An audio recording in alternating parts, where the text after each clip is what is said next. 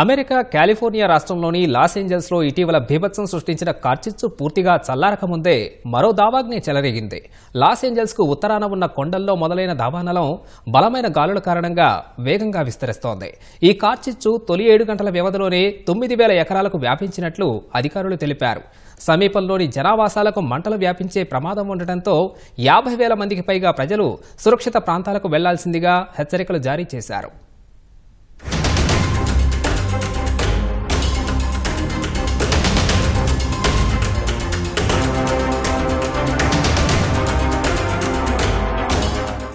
America California రాష్ట్రంలోని loss Angeles ను మరో కార్చిచ్చు భయపెడుతోంది.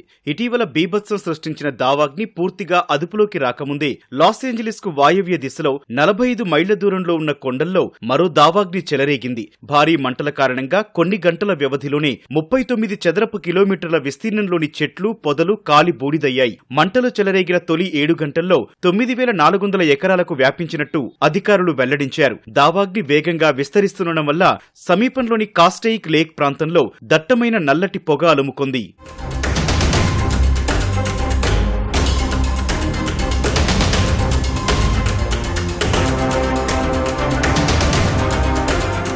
జనావాసాలకు మంటలు వ్యాపించే ప్రమాదం ఉండటంతో 50,000 మందికి పైగా సురక్షిత ప్రాంతాలకు వెళ్లాల్సిందిగా అధికారులు హెచ్చరికలు జారీ చేశారు. కాస్టైక్ లేక్ సమీపంలో ఉన్నవారికి ప్రాణాపాయం ఉండటంతో 31,000 మంది వెంటనే ఇళ్లను ఖాళీ చేయాలని ఆదేశాల్లో పేర్కొన్నారు. దక్షిణ కాలిఫోర్నియాలోని బలమైన గాలుల వల్ల దావానలం వ్యాపించే ప్రమాదం ఉండటంతో మరో 23,000 మందికి పైగా ప్రజలకు రెడ్ ఫ్లాగ్ హెచ్చరికలు జారీ చేశారు. దావాగ్ని చెలరేగిన కొండల్లో మంటలార్పేందుకు 4,000 మంది అగ్నిమాపక సిబ్బంది తీవ్రంగా యత్నిస్తున్నారు. చిన్న తరహా విమానాలతోనూ మంటలార్పుతున్నారు. దక్షిణ కాలిఫోర్నియాకు మంటలు వ్యాపిస్తాయన్న హెచ్చరికల నేపథ్యంలో ముందు జాగ్రత్తగా 1,100 మంది అగ్నిమాపక సిబ్బందిని రంగంలోకి దించారు.